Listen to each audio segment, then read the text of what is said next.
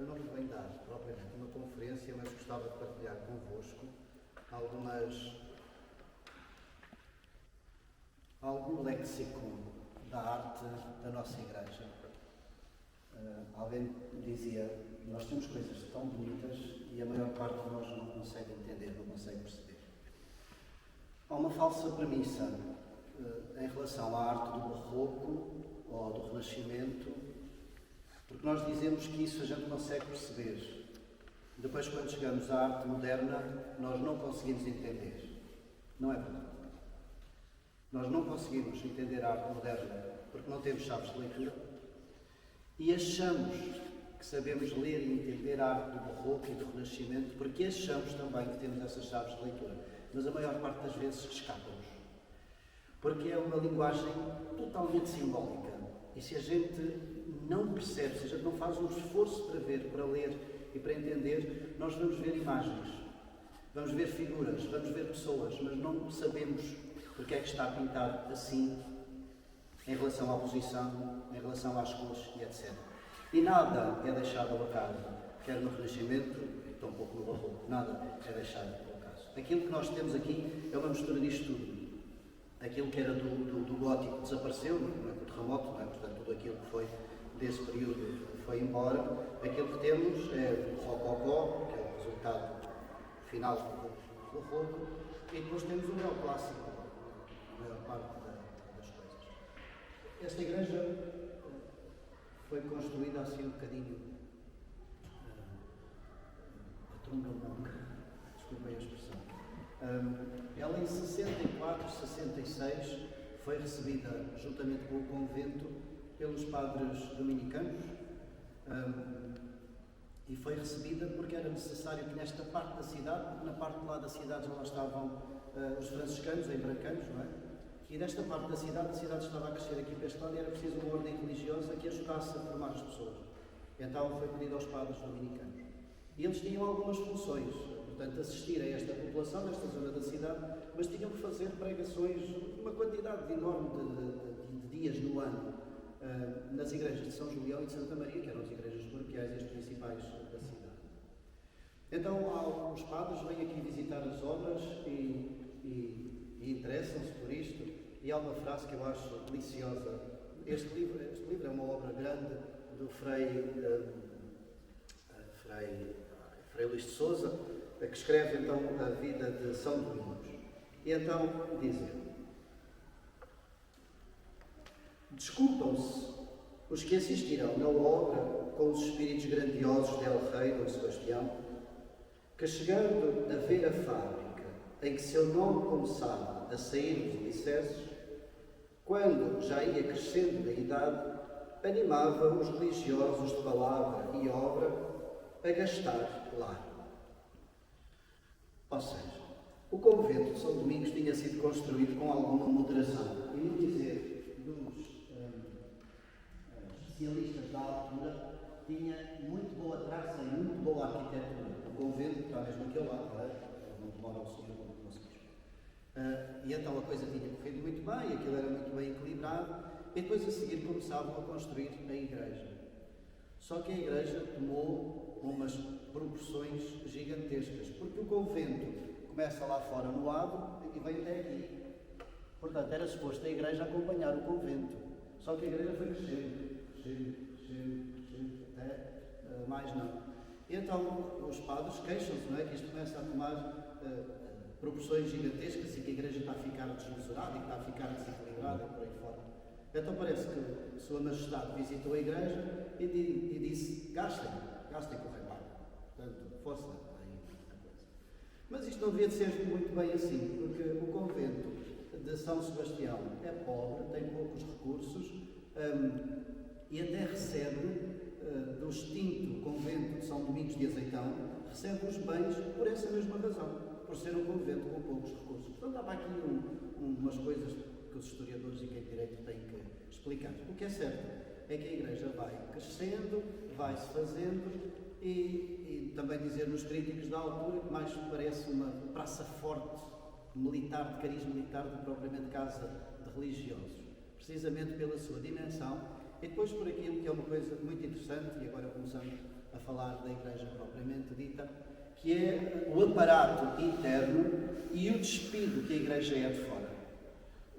Quando passarem pela cidade, nomeadamente aqui na Avenida Jaime Cortesão, e olharem para a Igreja com um aspecto crítico, vocês vão perceber que a Igreja parece um esqueleto, com os contrafortes a apoiar os muros, parece um esqueleto despido de qualquer elemento decorativo.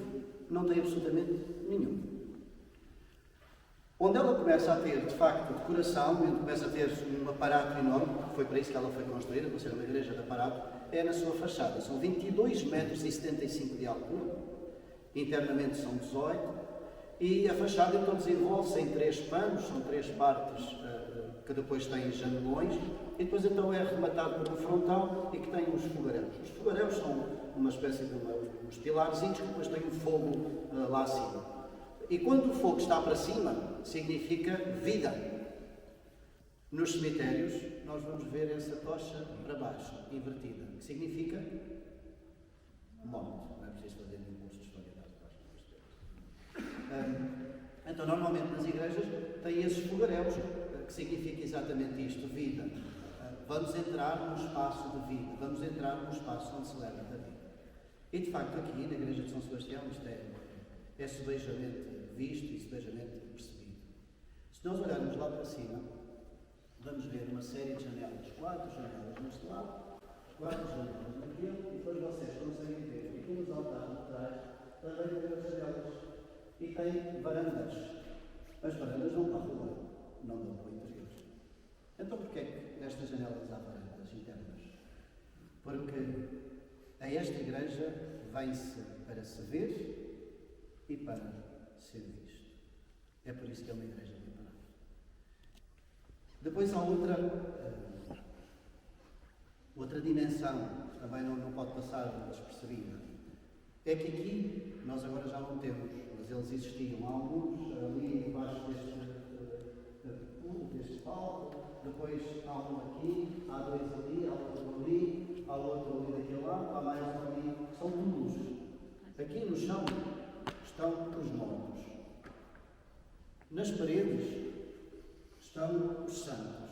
Nós devemos imitar. E no céu está Jesus Cristo, que nós devemos alcançar. E no meio estamos nós. Então, quando entramos na igreja, até os santos que estão lá fora, os anjos e a luz, indica-nos exatamente isso, vem-nos ver. Vem-nos ver. A contemplação do céu na terra. Um princípio teológico conhecido. O céu na terra. E o que é o céu na terra? Não somos propriamente nós, não é? Estamos bem vestidos. É a liturgia. A própria liturgia, a ação litúrgica. Então aquilo que acontece aqui não é uma passagem de modelos, mas quase, porque as senhoras e os senhores também vinham à igreja para serem vistos, não é? Um sinal de status e de poder, e depois vimos para então a ação litúrgica que era celebrada em diferentes altares. Estas capelas que nós vemos aqui na Capela do Santíssimo, dá para termos esta ideia, tem ali umas cortinas. Aquilo corresponde a portas verdadeiras. Elas, na origem, não são assim tão grandes e tão elaboradas, artisticamente falando, como aqui estão, porque esta já é uma construção posterior, mas na igreja primitiva, portanto, no século XVI, ela tem umas pequeninas portas que vão passando para as capelas. Temos que imaginar estes altares daqui para fora, e a capela é funda, em que o altar, que seria um retábulo pintado, não assim com esta estrutura, estaria na parede do fundo, exatamente como aqui a Capela do Santíssimo. As capelas todas existem ainda, portanto elas estão lá atrás. Só que foram cegas na reconstrução pós-terremoto, foram cegadas, os altares foram chegados para a frente, para também corresponder àquilo que era a arquitetura do momento e o gosto do momento. Estas capelas fundas possibilitavam que quando as pessoas viessem à missa, cada um ia à sua missa. Porquê? Temos que imaginar que ao lado está um convento, portanto o convento é suposto ter muitos frades, e muitos dos frades, na ordem dos pregadores, eram padres. E cada padre precisava de celebrar uma missa. Só que no Ordo Antigo, na Reforma de Trento, um padre, uma missa, um altar. então era preciso muitos altares para que todos os padres ou todos os frades pudessem celebrar então a sua missa. Chegamos ao exagero, entre aspas, de termos conventos, como por exemplo acontece no convento de São Domingos em Almada, que hoje é o seminário de Almada, em que o coro alto está cheio de altares lá colocados, porque os altares da igreja não chegavam para os frades. Então foi necessário arranjar altares num espaço mais reservado para que esses padres pudessem então celebrar a Eucaristia. Então a primeira parte já está, mais ou menos. Já conseguimos perceber o porquê das varandas, o porquê das janelas, o porquê dos altares, e depois chegamos então a esta construção e depois a decoração. A igreja é dedicada a São Sebastião, não é? Foi uma graxa que se deu ao rei. O rei chamava-se Sebastião, então nada melhor do que dedicar a igreja a São Sebastião. O rei ficou tão feliz que até disse: gastem lá, não é? Porque uma igreja dedicada a São Sebastião é um bom. Portanto, ela é dedicada a São Sebastião, mas o elemento que brilha nesta igreja é a Nossa Senhora. Ela, umas vezes, é chamada São Domingos por causa do convento de São Domingos e por causa da ordem, mas toda ela tem Nossa Senhora a transpirar de todos os poros e mais alguns, inclusive na linguagem simbólica. A primeira coisa que me chamava a atenção é a exaltação da ordem, a exaltação do rei e depois então Nossa Senhora. A ordem está aqui neste medalhão, aquele escudo com aquela cruz cujas pontas, cujas terminações em flor de lis, e depois metade preto, metade branco, é da ordem de São Domingos, que era a ordem titular da igreja e do convento. E depois reparem que a ordem tem uma espécie de umas asas de morcego a fazer de moldura, e depois é coroada com uma coroa, não é? Porquê? Porque a ordem tinha patrocínio régio e ela estava aqui porque o rei tinha mandado vir. No lado oposto do teto tem 3 setas cruzadas, o mesmo signo que aparece aqui, neste altar. 3 setas cruzadas para cima. Ora, é fácil. São as armas de...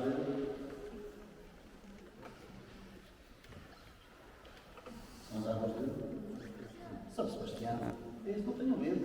A menos que errarem, erram com convicção. Portanto, São Sebastião. E é por isso que está lá o São Sebastião neste altar. E depois no meio tem a visão de São Domingos, que a gente já lá chega. Portanto, a exaltação da figura da ordem era importante, porque afinal de contas, se as pessoas vinham aqui, se a comunidade vinha aqui para ver e ser vista, também era importante que a própria ordem se exaltasse naquilo que era a importância real que tinham aqui, de forma particular neste lugar, nesta igreja e nesta cidade. Depois, temos a primeira capela, e é aqui que começa a exploração iconográfica. Aquilo que vemos no altar mor, no retábulo, é uma pintura que é o anjo Gabriel a anunciar a Nossa Senhora que ela vai ser mãe. Depois, no topo da pintura, aparece muito sumidamente a figura de Deus Pai, vestido de branco, que envia o Espírito Santo, e Nossa Senhora depois recebe no seu ventre, então, Jesus. Tradicionalmente, Nossa Senhora aparece de joelhos e tem um livro à frente. Portanto, Nossa Senhora estaria em oração, a rezar. E é a postura mais normal. Umas vezes aparece a flor de uma vara de lírios, outras vezes não. Significa a virgindade. Sempre que aparece uma flor ao pé de um santo, significa exatamente isso. Ou que aquele santo foi virgem, ou então que está associado a algum milagre ligado a isso, como por exemplo acontece com São José, não propriamente a virgindade, mas um milagre que aconteceu acerca da sua eleição para esposa da Virgem Santa Maria, que eu não sei se vou ter tempo de falar. Portanto, começa aqui, o segundo altar é a visitação. Portanto, Nossa Senhora, depois de ser anunciada que vai ser a mãe de Jesus, então vai ter com a sua prima Santa Isabel, que também está grávida, e está grávida de João Batista. Qual é a figura de Maria e qual é a figura de Isabel?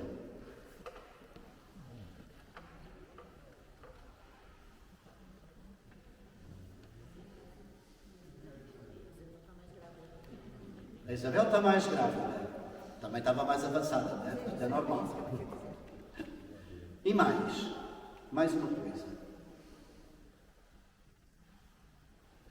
A figura de Nossa Senhora está sempre, a partir do século XVII, e este sempre, há sempre uma exceção, não é? Mas pronto, mas sempre, está sempre representada com um vestido vermelho e com um manto azul. Isto tem a ver com uma regra que o Francisco Pacheco, que é o sogro do Velázquez é famoso, não é? Portanto, que o Francisco Pacheco criou. Ele era um teórico da arte e então canonizou a figura de Nossa Senhora e muitas outras, não é? Mas a figura de Nossa Senhora com vestido vermelho, manto azul. Vestido vermelho para indicar a encarnação, manto azul para indicar a realidade que ela vinha, que é a Rainha do Céu. Então, não fosse a gravidez suficiente para nós denotarmos a figura de Nossa Senhora, então também temos mais este elemento. Até porque noutros quadros vamos precisar disso. E se repararem, na grande escultura que temos aqui de Nossa Senhora, que são mais de 2,20 metros de escultura, está representada exatamente assim, desta forma. Com o seu vestido vermelho, aqui uma cor mais ocre, outras vezes é um bocadinho mais carmim, outras vezes é mais púrpura, pronto. Aí depois as cores variam ao gosto do artista, não é? Então, e depois com o manto azul. Já vamos chegar aqui ao fim. Depois a seguir, então, a visitação. O passo a seguir é o nascimento de Nosso Senhor Jesus Cristo.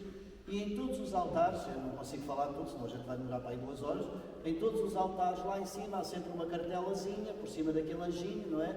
Há sempre uma cartelazinha que vai indicando a que altar é que aquilo diz respeito. Passamos para o lado lá. Depois do nascimento, temos a adoração dos magos e depois temos deste Jesus entre os doutores da lei. E lá em cima temos as 2 tábuas da lei, assim cruzadas a fazer um X, as duas tábuas da lei, a lei de Moisés. O menino Jesus está lá, mas já foi a criação do Pai. Ele não está. É para dizer que a Igreja também é atual, não é? Também vamos acrescentando arte.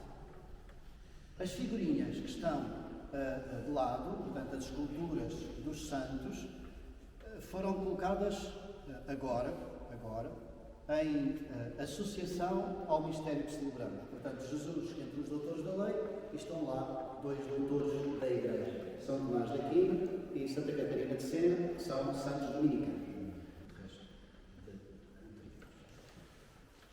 Pronto, temos a pintura e percebemos que é um ciclo mariano, não é? Que conta a vida de Nossa Senhora e vocês dizem, padre, mas ali está Jesus a falar entre os doutores. Não é uma cena ligada à Nossa Senhora. É. Porque depois da perda de Jesus no templo, Nossa Senhora e São José vão atrás do menino Jesus. E quando chegam a ele, encontram-no assim. E depois Maria perguntou, porque é que nos fizeste isto? E Jesus diz, não sabias que eu devia estar na casa do meu Pai? E esta ligação do evento da perda do encontro de Nosso Senhor com Nossa Senhora está expresso na tela. E está expresso de que forma?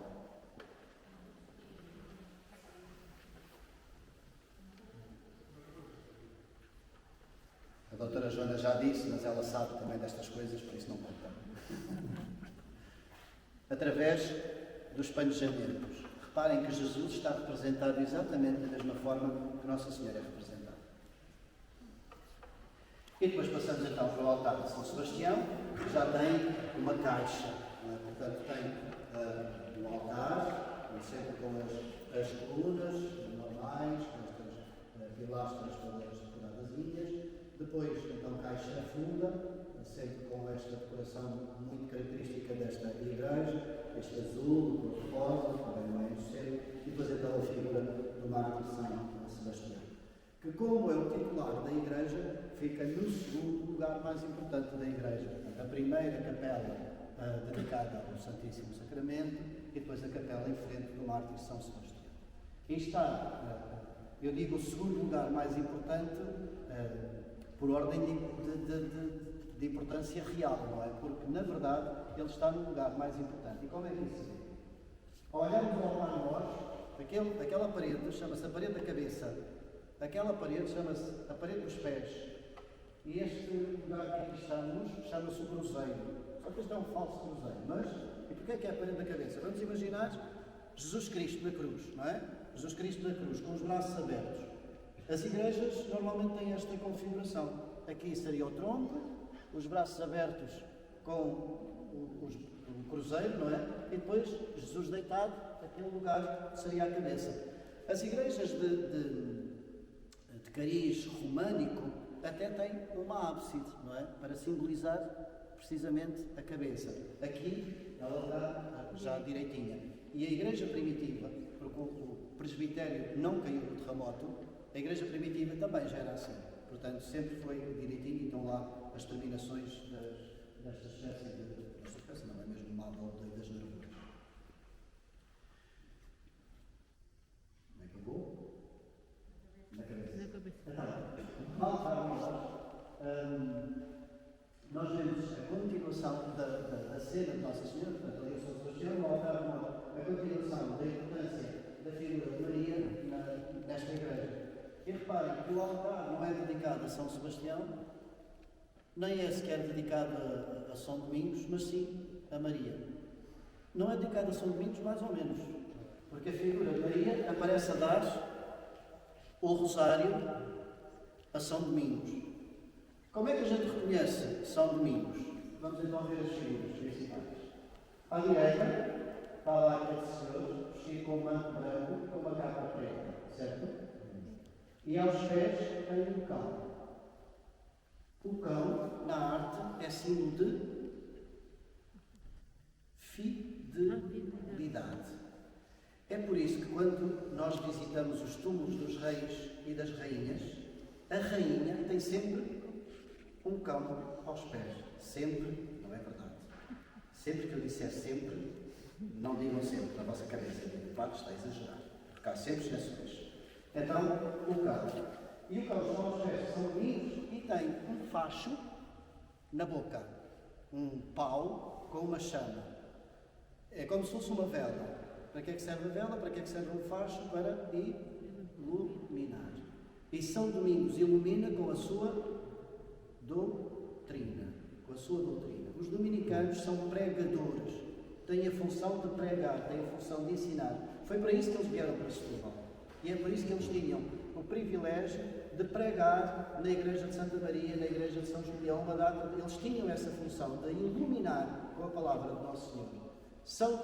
São Domingos tem fajo e São Tomás de Aquino tem um sol no peito, às vezes com um cordão. Precisamente por isso, era o doutor Angélico, a sua função era iluminar com a palavra. Então, aqui o cão, vestido branco, com a capa preta, e tem um livro na mão. Por duas razões. A Sagrada Escritura, que ele tem a função de receber e de transmitir, de ensinar, mas ele também é um fundador. E os fundadores também possuem sempre um livro, que é o livro da Constituição, da fundação da Igreja. Os doutores da Igreja, para complicar ainda mais a coisa, também têm um livro. Agora, padre, como é que a gente consegue perceber essas coisas todas? Temos que cruzar os elementos todos e não é preciso estar lá escrito o nome. Temos que ir aos símbolos, ler e depois então chegamos a quem é a pessoa. E às vezes não chegamos. A figura do cão é muito importante, associada a São Domingos. Porque toda a gente acha que dominicanos é o nome que deriva de São Domingos, mas não é. Dominicanos é a evolução do termo latino Dominis Canis. Cães do Senhor. Eles são fiéis ao Senhor. E é por isso que está lá o cão associado a São Domingos. E é daí também que vem o nome, Domingo. Do lado contrário, quem é? Ele é muito velho da Igreja de Deus. É São Francisco. Nos altares de igrejas dominicanas, à direita está E à esquerda está? Nos altares das igrejas franciscanas, à direita está? E à esquerda está? Só um pouquinho. Pelo menos uma coisa já aprendemos o pai. Então, um altar, um altar. Depois, as figuras dos santos, portanto, São Domingos está no altar-mor, obviamente, portanto, é o patrono da ordem. Então, a figura central, na tela, do Vieira Lusitano, disse a minha Joana Rosário, da ela que sabe destas coisas. Isto é o que dá a gente estudar fora, porque nunca sabemos quais são os autores do país. Vieira Lusitano, então, a figura de Nossa Senhora, que é representada de forma tradicional, com manto azul, vestido de rosa, e está sentada. Não é? Portanto, a figura da sabedoria é muito importante e é muitas vezes associada a Nossa Senhora. Está sentada, chamamos aquilo uma figura sedente, porque está sentada numa sede. Ou então uma figura entronizada, que está num trono. Portanto, faz para usar aquilo que quiser. E depois lembra as figuras das matronas romanas. Estão a ver? Quando vamos aos museus, ver a escultura antiga, vemos aquelas grandes matronas romanas. Então é essa a imagem que é passada por esta figura de Nossa Senhora. Elevada numa espécie de um pedestal, não é? Portanto, como se fosse uma espécie de deusa. E é propositado isso, essa imagem, para substituir crenças antigas, que esta noção do educar está sempre presente. Então, isto ao oferecer o rosário. São Domingos aparece à nossa direita, não é? Portanto, já o sabemos reconhecer, tem o manto branco e a capa preta. Do outro lado, com uma vara de açucenas, está Santa Catarina de Sena. Atrás de Santa Catarina de Sena, escondidinho, estão a ver a cabeça dele a aparecer lá no ombro, está São Tomás de Aquino. E depois, em baixo, tem mais uma Santa Dominicana, e depois tem uma série de figuras. É muito interessante ver aquela figura daquela mulher que está ali a louvar, como se fosse a receber as bênçãos e as graças do Rosário. Há na tradição dominicana, Nossa Senhora deu uma coroa de rosas a São Domingos, e os dominicanos são os grandes impulsionadores do Rosário. Então o Rosário, o terço, não é oferecer rosas a Nossa Senhora. No Seminário da Almada, que também é um convento dominicano, há um painel, uma igreja azulejada, não é? Portanto tem azulejos, e são historiados. Contam partes da vida da ordem. E num dos painéis tem uma grande roseira, e há uma série de santos dominicanos que estão a cultivar essa roseira, estão a tratar da roseira, e estão a plantar rosas e a podar rosas e etc. E no meio dessa roseira está a Nossa Senhora sentada. Então os dominicanos a tratar das rosas, a tratar do rosário. E é por isso que mesmo o Papa João Paulo II, quando falava do rosário, dizia sempre isto: é oferecer rosas a Nossa Senhora, rosas a Nossa Senhora. Então, muitas das flores que são usadas para simbolizar exatamente isto, Maria é a rosa, não só por este milagre, mas também pelo suave perfume que Nossa Senhora é assim. Depois reparem que por trás dos esplendores dos santos por trás e por cima, há uma espécie de uma cortininha que se abre. Esta cortininha que se abre significa revelar. Não há nada a esconder. Um santo que se dá todo, um santo que se mostra todo, um santo que nos ajuda a conhecer o oculto. É muitas das vezes também usada, associada à Anunciação. Aparece muitas das vezes na Anunciação uma cama em que tem um reposteiro aberto. Nossa Senhora revela, Nossa Senhora dá a conhecer todas as coisas. Eu penso que nesta não está. Eu penso. Era preciso estar a ver. Mas eu penso que depois lá em cima tem as armas, obviamente o rei, que é a faca. E depois então no topo a coroação de Nossa Senhora. Nossa Senhora aparece de joelhos. Do nosso lado esquerdo, Jesus Cristo, e isso é fácil a gente perceber, aparece tronco nu, com o manto púrpura, o manto vermelho, simbolizando a encarnação de Jesus, mas também a sua morte, e é por isso que aparece o corpo nu, e a sua ressurreição. Jesus aparece ressuscitado, sempre com o tronco nu, com o manto vermelho, que é o manto da vitória, é o manto da realeza.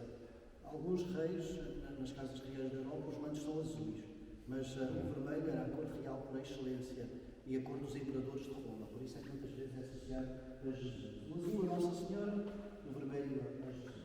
E depois daquele lado, aquele ancião Barbas, que é o dono do mundo, que é nosso Senhor Deus Pai. Aparece com o globo, a esfera terrestre, e depois com o cetro de poder. E aparecem então os dois sustentando aquela coroa que é a coroa imperial, pousando sobre Maria. Atrás da coroa e por cima está uma pomba. É fácil. É o símbolo do Espírito Santo. Mas à volta do Espírito Santo, é por isso que Deus quer chamar a atenção, aparece uma nuvem. Quando aparece uma nuvem na arte, chamamos aquilo rajo de glória. É fantástico quando vocês forem com os vossos amigos visitar uma igreja e depois chamam, olha, estás a ver aquilo lá em cima, vês as nuvens a afastarem-se e a aparecer aquele dourado. Aquilo é um rajo de glória. Fazem uma brincadeira, sabe? E depois dizem, significa que o céu se abre para mostrar aquilo que lá está. E o céu abre-se mostrando aquilo que lá está. Jesus Cristo, em glória, também entronizado, sedente, sentado numa nuvem, Nossa Senhora, e depois São Domingos e São Francisco, ajoelhados aos pés de Jesus. E Jesus como faz na julgar a terra. Mas aqueles que seguiram Domingos e Francisco não serão condenados. Já estão salvos. Sigam São Domingos e São Francisco. E depois então, aquela cena da coroação de dois anjos prostrados, não é? Em oração, ou então em espanto. Em espanto, quando estão com os braços abertos, não é? Ou então em oração, em posição horizontal, com as mãos juntas. Por cima daquela cena está um teto falso. Aquilo é madeira. Por cima daquela madeira existe um teto parecido a este, mas antigo, com a decoração antiga, tem as árvores de São Domingos e uma decoração com flores. Um dia, se quiserem subir estes 18 metros, podem levar assim, no escador. Está lá um cordeiro, também com um rasgo de glória, e sentado sobre um livro. O livro do Apocalipse, não é? Dos selos, dos 7 selos. Quem é que é digno de abrir o livro e ler suas páginas seladas? É o Cordeiro, Jesus Cristo.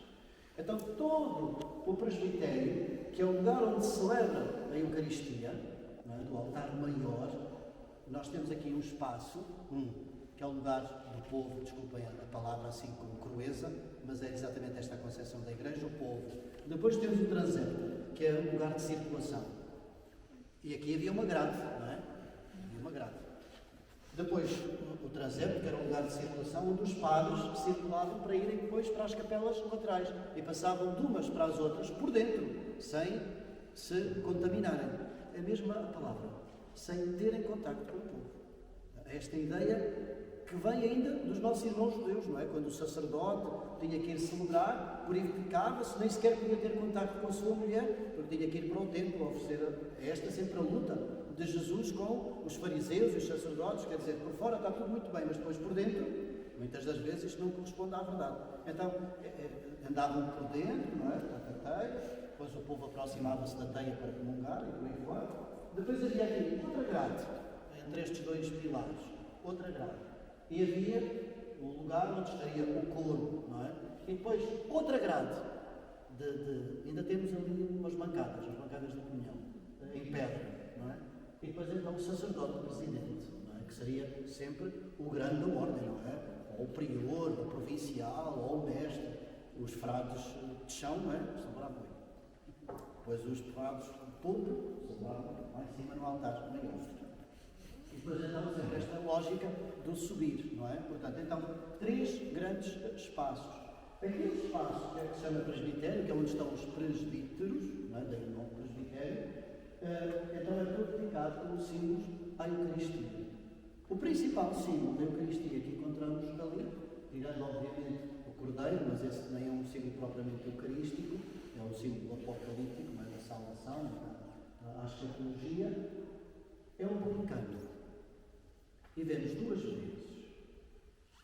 Onde está a escultura do Sagrado Coração de Jesus, por cima, depois no final podemos ir todos ver um bocadinho, só tenho que decorar na vossa cabeça. Por cima tem lá um pelicano com as asas abertas e depois 3 filhotes em baixo. E depois cá em cima, na pintura, ele é estuque, na pintura ao lado do estuque, tem de novo um pelicano. E porquê o pelicano? Segundo a tradição antiga, a mitologia antiga, o pelicano feria o coração para tirar carne do coração e dar aos seus filhinhos. Na verdade, não é isto que ele faz. Ele agarra num pedaço de carne e miga a carne no peito e depois, então, com a carne migada, dá aos filhinhos. Mas o peito fica vermelho. E ao ficar vermelho, logo imediatamente fica uma imagem. Esta é uma excelente imagem fotográfica, obviamente, para simbolizarmos aquele que também tem o seu coração ferido e que se entregou por nós, ou seja, Jesus Cristo. Há um outro animal que também representa Jesus na perfeição, mas já não na sua paixão, mas acerca da sua ressurreição. E isto tem a ver com as linguagens que se querem para a Igreja. Esta é uma igreja de Nossa Senhora e é uma igreja da paixão. É por isso que tem um altar enorme dedicado à paixão de Jesus Cristo. Mas não encontramos nenhum símbolo ligado à ressurreição, a não ser o Cordeiro apocalíptico. Mas esse não é um símbolo da ressurreição, é um símbolo da escatologia. Que é um leão. E porquê? Porque, segundo a tradição antiga, o leão nasce morto. E a mãe agarra na língua e lambe o leão.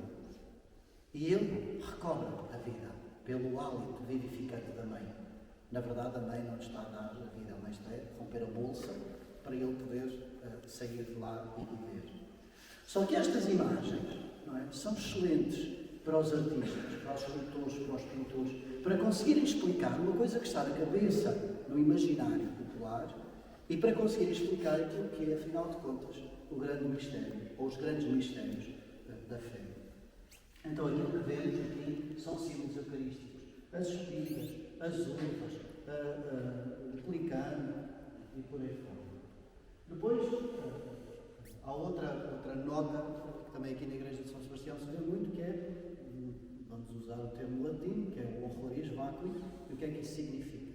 Significa que não existe espaço em branco, sem decoração. Isso vê-se inclusive nas paredes, em que toda a parede é marmoreada. Todos os pilares são marmoreados.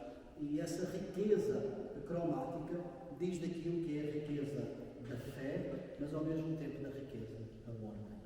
A ordem queria mostrar a sua importância, queria mostrar que se impõe a qualquer outra através do espaço religioso.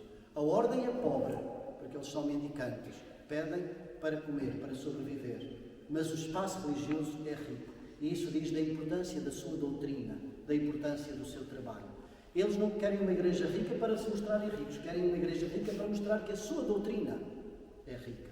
Aquilo que dizem é importante. Aqui o altar depois dizemos, e vemos aqui o contraponto daquilo que é então esta exuberância cromática da igreja, e logo a seguir a esta noção de que a igreja não pode ter espaços em vazio, que tem que ser decorado no século XIX apareceu aqui, em que o azul foi passado à trincha em tinta lisa. Depois da noção do horroris vacui, que detestamos espaços em vazio, veio o horror ao excesso decorativo. E então tudo foi pintado, inclusive aquilo que não conseguiram pôr em cor lisa, como por exemplo estas pilastras, foi dado uma goma laca, não é? Um produto para acastanhá-las. e para a cor não ser tão vibrante, que é a cor interna destas duas pilastras e deste arco. Outro pormenorzinho, lá em cima estão a ver o azul é a cor de Nossa Senhora. O azul tem uma flor, e aquela flor é um acanto. O acanto é um cacto do deserto, e ela aparece muito na decoração da igreja, nomeadamente do século XVIII, e aparece muito nos azulejos, e aparece muito em tudo. Esta igreja está cheia de flores de acanto. E porquê? O acanto é uma flor que nasce no deserto, solitária. Está lá no meio do deserto, tem um verde pálido, uma espécie de um veludo, e nunca dá flor, a não ser quando vai morrer. Quando vai morrer, dá um espigãozinho e dá uma flor. E essa flor tem uma duração pouquinha, e depois, quando morre, inclina. E quando inclina a cabeça, deixa cair as suas sementes. E em cada semente nasce um acanto. É por isso que nos azulejos vemos nas barras superiores, eu não tenho aqui para vos mostrar, e eu não tenho tela para vos mostrar imagens. Na barra superior aparece uma espécie do infinito, umas flores umas folhas que se vão enrolando sobre si mesmas. Esse infinito, esse 8, que é uma espécie de um sem fim, e o 8 é o símbolo da eternidade, não é? É exatamente isto, o ciclo da vida, que sempre se renova. Mas ao mesmo tempo, porque é que o acanto é tão importante para a igreja, para a decoração da igreja, para a imagem iconográfica dos artistas? É porque quando esse acanto dobra a sua cabeça, é como sinal de Jesus Cristo, que também inclinou a sua cabeça e suspirou, entregou o Espírito ao Pai. Então é um convite, iconográficamente falando, para que nós, e todos nós, também saibamos fazer isto, também entregarmos a nossa vida ao Pai, imitando Jesus Cristo. E é por isso que as flores de acanto são tão importantes. Outra coisa que aparece aqui muito na igreja são aquelas coisinhas que estão ali por cima daquele símbolo, que são aqueles penachos.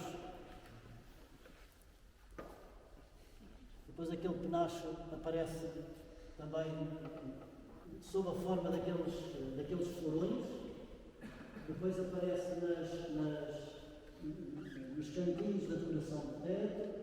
Depois aparece mais, eles estão tanto lá, que agora estão lá em cima daquelas colunas, também estão lá uns penachozinhos. O penacho ou os festões são um sinal de festa, não é? Não esquecer que a gente vem para a igreja para participarmos no liturgia, isto é um evento social, é um evento glorioso. Os reis também tinham os flabelos, não é? Que são uma espécie de uns penachos. Vamos imaginar os filmes do Egito, não é? Havia lá sempre uns penachozinhos a abanar, portanto, o sinal da importância. Então, estes penachos. Depois, estes florões, que aparece aqui no topo a pilastrazinha, não é? Depois tem o capitelzinho, depois aparece aqueles florõezinhos, aqueles festões, ou grinaldas, como quiser. É o sinal da abundância, mas é também o sinal da festa. Quando nós queremos fazer festa, colocamos flores, não é? E se queremos que essa festa seja ainda mais exuberante, fazemos umas grinaldas de flores e como se fosse um casamento grego, não é? E pomos por ali fora, que é para dar o símbolo da festa. A flor é também o símbolo da vida. E se a gente entrar nas flores, nunca mais saímos daqui, eu tenho que acabar, porque está ali o Luís para falar. E estes florões, que eu estou a dizer, estão ali na pintura da Nossa Senhora. Estão a ver aqueles 5 anjinhos que estão atrás da Nossa Senhora a segurar um grande festão para enquadrar a figura de Maria. E a figura de Maria é enquadrada por este festão, mas também por aquelas rosas, e já sabemos porque é que estão lá as rosas. E também tem girassóis. O girassol roda a sua cabeça em direção ao sol. E Nossa Senhora também roda a sua cabeça em direção a Jesus. Lá em cima tem um monograma, um M e um A. As palavras do anjo. Ave Maria. Vão ver? Lá em cima, naquele medalhão azul, naquele medalhão azul, tem uma coroa e depois tem um monograma, um A e um M. E depois por baixo tem uma lua. Uma lua. A lua é sempre sinal de Maria. Porquê? Porque a lua não tem luz própria. Reflete a luz do sol. Ora, se a lua é associada a Jesus, então o sol, se a lua é associada a Maria, então o sol é associado a Jesus. E vemos sempre esse contraponto. E está lá. no altar, no templo. E depois, aqui a figura de Maria tem uma coroa. As coroas de Nossa Senhora têm sempre uma pomba, tem a coroa, depois tem uma esferazinha e tem uma pomba, que é o sinal do Espírito Santo. E as coroas de Jesus têm uma cruz. Mas esta coroa é interessante, porque para além da coroa, não é, tem uma dupla coroa à volta, uma auréola, que tem 12 estrelas. O 12 é muito importante na simbologia, porque é o número das tribos de Israel, é o número dos apóstolos e por isso Nossa Senhora é a Rainha dos Apóstolos. Rainha do céu e da terra, Rainha dos Apóstolos, Rainha de todos nós. São José tem uma vara, tem um menino, a vara pode ser com a florida, esta não está, porque a original já nos deu em Holanda. Ali está Santo António, que também tem um menino Jesus, que é mais fácil de reconhecer. Ali João Batista tem um cordeiro na mão. Este é o Cordeiro de Deus que tira o pecado do mundo. E depois aparece com uma cruz e tem uma legenda, uma bandeirola. E na bandeirola está escrito Ecce Homo. Agora repare, quando a gente olha para as esculturas antigas, temos que olhar sempre para as mãos. E o São João tem uma mão no peito, não tem? A mão direita dele no peito. Mas ele não tem a mão no peito. Ele está aí a apontar. E está a apontar para quem? Para o Cordeiro. Este é o Cordeiro de Deus. Ele está aí a apontar. Às vezes parece uma posição piedosa, não é? Mas não é nada. Ele está aí a apontar. Ele está... O escultor quer que a gente perceba quem é aquela figura. E foi buscar ao Evangelho a passagem que ele quer que a gente represente.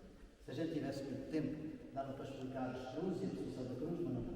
Só temos ali a cruz, lá em cima tem o rosto de Jesus, já não é um monograma como ali está, já é uma figura real, não é?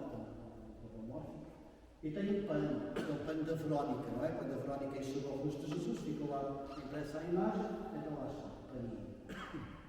E por cima tem lá a flor da canta, que nasce, depois também tem ali os anjinhos, não esqueci de falar tudo.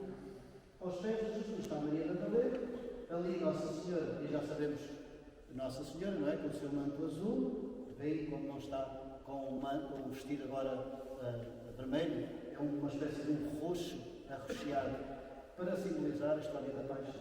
E do lado oposto está São João Evangelista. São João Evangelista também tem um cânon de cruz. Manto vermelho, vestido verde. E aqui está, conforme o cânon. E aquela figura é São Pedro, mas não interessa, não é? Faz parte da... Como último elemento, temos ali o órgão, mas também não vamos falar do órgão. Gostava de chamar-vos a atenção que no topo da pilastra tem umas arcazinhas. Umas arcazinhas. São as arcas da aliança. São as arcas da aliança. Não esquecer, esta igreja foi feita por dominicanos. Aquilo que é a função é a lei. É pregar a palavra, a lei, o tesouro. Como últimos elementos iconográficos aqui da nossa igreja, temos aqui esta grande flor de acanto, que ao mesmo tempo funciona como rosa dos ventos ou estrela dos ventos, que curiosamente é uma multiplicidade do número 8, não só pelos caminhos que indica e que também é figura da igreja, não é? Que tem que percorrer todos os caminhos, que tem que ir por todos os cantos do mundo, e para além disso o número 8 é o número do infinito e portanto também tem essa dimensão lógica. A própria estrela está inscrita numa figura geométrica de um octógono, portanto 8 lados, e depois multiplica-se no número 8, quer nas pétalas, quer nos entremeios. Tudo isto vem dar a uma figura geométrica também circular, que é não só representação da esfera terrestre como da esfera celeste, mas também da própria igreja, nesta realidade de ir por todos os mundos. Este símbolo 8 repete-se em muitos lugares da nossa igreja. não só aqui no chão, mas também lá em cima no altar-mor, na quantidade de estrelas que estão inscritas no supedâneo da coroação da Virgem.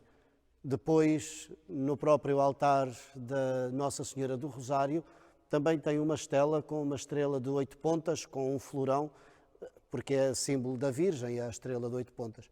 E depois, também no corta-vento, na entrada principal da igreja, também lá tem uma estrela de 8 pontas. A estrela é símbolo de Maria, símbolo de Nossa Senhora, e o facto de ser de 8 pontas tem esta simbologia, esta leitura que eu já indiquei do infinito, do ir por todo o lugar, ir por todo o mundo, mas também como figura de Nossa Senhora, que é desgastar-se em prol do reino e para aproximar de Jesus Cristo. É apenas uma leitura, é apenas uma oferta de leitura, depois cada um também pode seguir o seu próprio caminho e conseguir interpretar a seu jeito e aquilo que também sente como mais próprio.